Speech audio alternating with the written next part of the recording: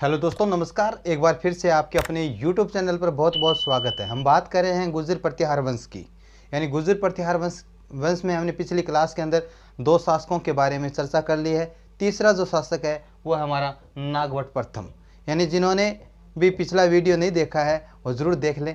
और अब आगे बढ़ते हैं। यानी ये नागवट प्रथम गुर्जर प्रतिहार वंश का सबसे महत्वपूर्ण शासकों में से एक था। ठीक है, इस नागवट को गुर्जर प्रतिहार का प्रारंभिक शक्तिशाली शासक कहा जाता है। प्रारंभिक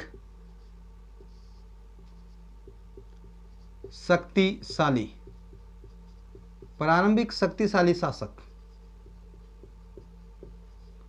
शासक कहा जाता है। और नागवट प्रथम का जो दरबार था उसे नागवलोक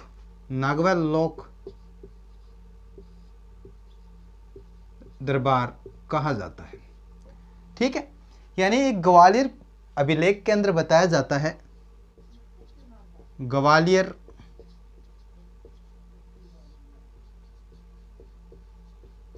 अभिलेख में बताया जाता है कि जो नागवट प्रथम था वो क्या है, नारायण का अवतार है। क्या है? नारायण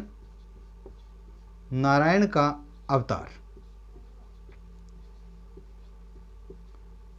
देखिए कि ग्वालियर अभिलेख के अंदर नागवट प्रथम को नारायण का अवतार बताया गया। ठीक है, और इसे मच्छेलों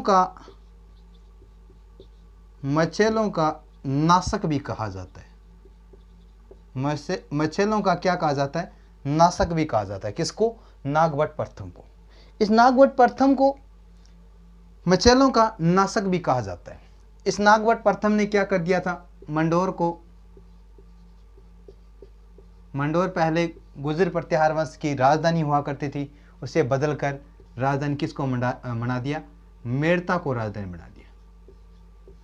को राजधानी बनाया था। याद रखना, नागवट प्रथम ने पहले गुर्जर प्रतिहार वंश की जो राजधानी होती थी मंडोर, उसको बदलकर उसको स्थानांतरित करके मेड़ता को क्या बना दिया? राजधानी बना दिया। ठीक है, ये जो नागवट प्रथम था, ये मेड़ता की जो शाखाएं थी, किसकी? मंडोर की शाखाएं थी। मंडोर की जो शाखाएं थी, बीनमाल, कनौज व अवंती, इनका क्या बताया जाता है? संस्थापक बताया जाता है। किसको? नागवट प्रथम को क्या बताया जाता है? बीनमाल, कनौज और अवंती जो शाखाएं थी मंडोर की, उन शाखाओं का संस्थापक था।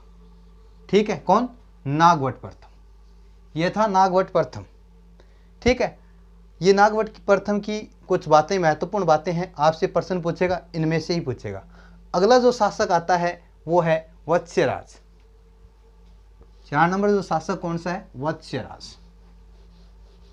ये भी बहुत महत्वपूर्ण शासक था गुर्जर प्रतिहार वंश का। 4 नंबर शासक वत्स्यराज। ये वत्स्यराज गुर्जर प्रतिहार वंश का वास्तविक संस्थापक था। वास्तविक संस्थापक। ठीक है, और वैसे संस्थापक कौन था गुर्जर प्रतिहार वंश का? तो हरिश्चंद्र को संस्थापक बताया जाता है। जब बात वास्तविक संस्थापक की आती है तो गुर्जर प्रतिहार वंश का वास्तविक जो संस्थापक था वो कौन था? वो था वत्स्यराज। ठीक है, इतनी बात समझ में आ गई। अब बात करें वत्स्यराज, यानी ये त्रिपक्षीय संघर्ष में शामिल था। कौन से? त्रिपक्षीय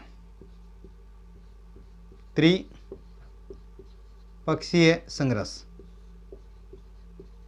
ये त्रिपक्षीय संघर्ष क्या है? ये जो त्रिपक्षीय संघर्ष चला था वो कनौज को लेकर चला था। किसको? कनौज। कनौज को लेकर चला था, क्योंकि 3 पक्ष थे और तीनों पक्ष क्या चाहते थे? कनौज पर अधिकार करना। देखो ये कनौज है,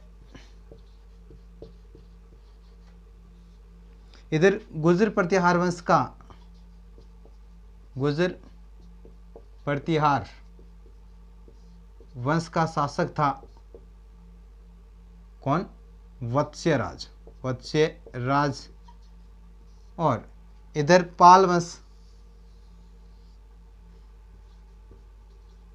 पाल वंश जो बंगाल का है, पाल वंश का जो शासक था वो था धर्मपाल, धर्मपाल। ठीक है, ये भी चाहता था कि मैं क्या करूं? कनौज पर अधिकार करूं। और एक वंश था राष्ट्रकूट, राष्ट्रकूट वंश था, उसका शासक था ध्रुव। कौन? ध्रुव। यह भी चाहता था कि मैं किस पर अधिकार करूं? कनौज पर अधिकार करूं। ठीक है, तीनों लोग आपस में क्या कर रहे थे? संघर्ष कर रहे थे और कनौज पर अधिकार करने के लिए। तो गुर्जर प्रतिहार वंश का जो शासक था उन्होंने पाल वंश के धर्मपाल को क्या कर दिया? हरा दिया। किसको हरा दिया? कि वत्स्यराज ने धर्मपाल को हरा दिया। और धर्मपाल को हराने के बाद उन्होंने आक्रमण किया था राष्ट्रकूट वंश पर। किस पर? राष्ट्रकूट वंश पर किया था। उसका शासक था ध्रुव। ध्रुव ने क्या किया? गुर्जर प्रतिहार वंश के जो शासक थे वत्स्यराज को हरा दिया। किसने हरा दिया? ध्रुव ने। ध्रुव ने गुर्जर प्रतिहार वंश के शासक को हरा दिया, हरा दिया। और अपना अधिकार किस पर कर लिया? ध्रुव ने अपना अधिकार कनौज पर स्थापित कर लिया। इतनी बात समझ में आ गई कि गुर्जर प्रतिहार वंश का जो शासक था वत्स्यराज, उन्होंने पाल वंश के शासक धर्मपाल पर आक्रमण किया और उसे हरा दिया।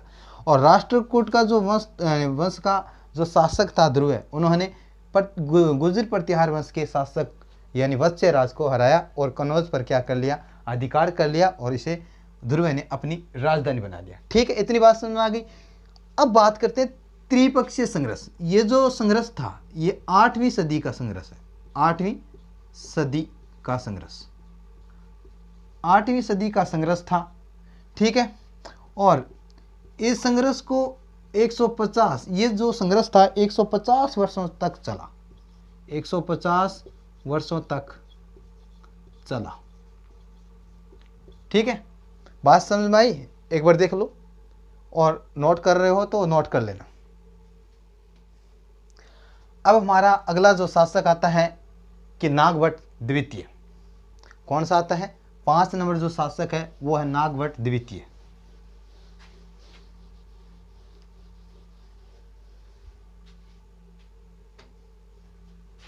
पांच नंबर शासक है नागभट्ट द्वितीय। ये जो नागभट्ट द्वितीय था, इन्होंने क्या किया? कनौज को जीता। किसको? कनौज को जीतकर कनौज पर जीत हासिल की, जीत हासिल की। और हासिल करने के बाद कनौज को क्या बना दिया? राजधानी बना दिया, राजधानी बना दिया। इतनी बात ध्यान रखना कि नागभट्ट द्वितीय ने क्या किया? कनौज को जीतकर कनौज को क्या कर लिया? राजधानी बना दिया। ठीक है, इस जीत के उपलक्ष्य में इसे नागभट्ट द्वितीय को उपाधि प्राप्त होती है। वो उपाधि है परम भंडारकर, परम भंडारकर महाअधिराज परमेश्वर।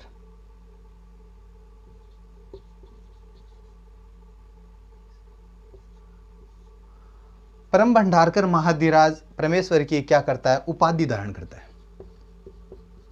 उपाधि धारण करता है। कौन करता है? नागभट्ट द्वितीय।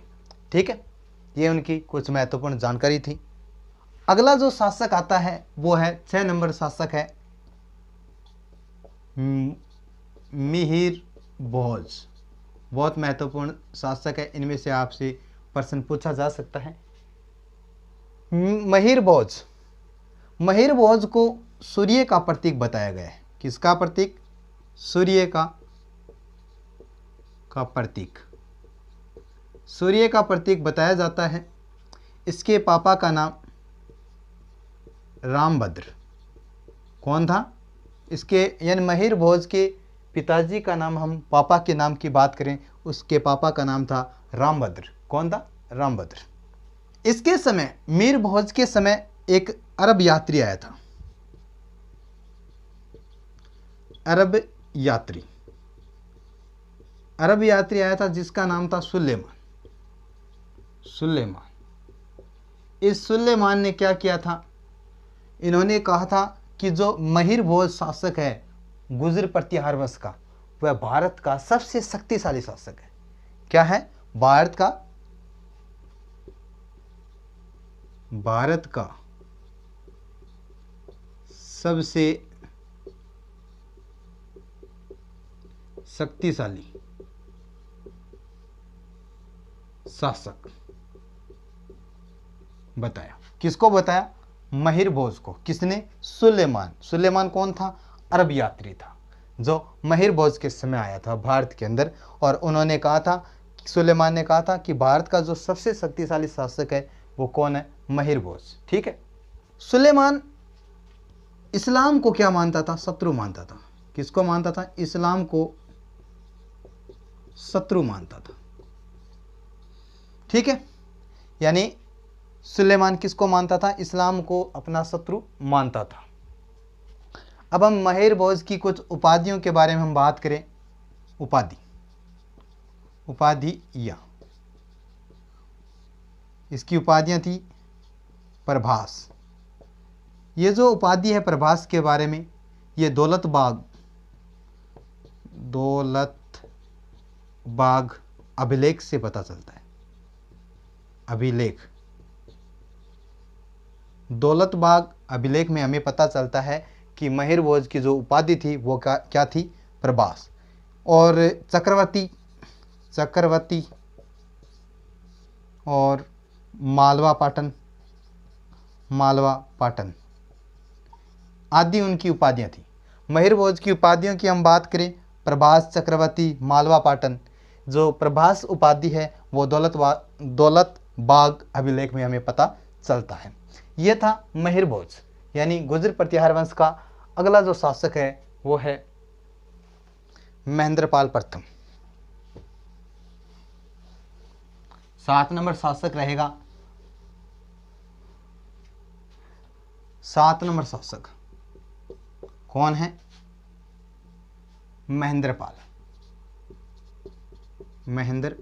प्रथम। महेंद्रपाल प्रथम, इसके दरबार में एक गुरु रहता था। ठीक है। उसे दरबारी कवि कहा जाता था। क्या? दरबारी कवि। उसका नाम था राजशेखर। क्या नाम था? राजशेखर। ठीक है। यानी महेंद्रपाल के दरबार में एक गुरु रहता था, या उसे बोल सकते हैं दरबारी कवि। उसका नाम था राजशेखर। महेंद्रपाल ने पुस्तकें लिखी है। कुछ पुस्तकें लिखी है, जैसे बाल रामायण, बाल महाभारत,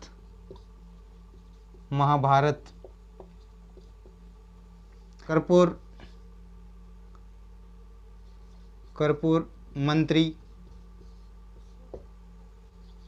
काव्य भी मानसा आदि पुस्तकें लिखी थी। किसने? महेंद्रपाल प्रथम ने। अंतिम जो शासक है गुर्जर प्रतिहार वंश का वो है यशपाल। ये जो यशपाल था ये गुर्जर प्रतिहार वंश का अंतिम शासक था। कौन? यशपाल, अंतिम शासक। हमारा आज का टॉपिक गुर्जर प्रतिहार वंश पूरा होता है। हमने राजपूत वंश पढ़ लिया, गुर्जर प्रतिहार वंश पढ़ लिया, और अब हम अगला जो वंश पढ़ने वाले हैं वो चौहान वंश होगा। तो जिन्होंने वीडियो लाइक नहीं किया है वीडियो लाइक कर लें, चैनल को सब्सक्राइब करें, कमेंट करके ज़रूर बताना। ठीक है।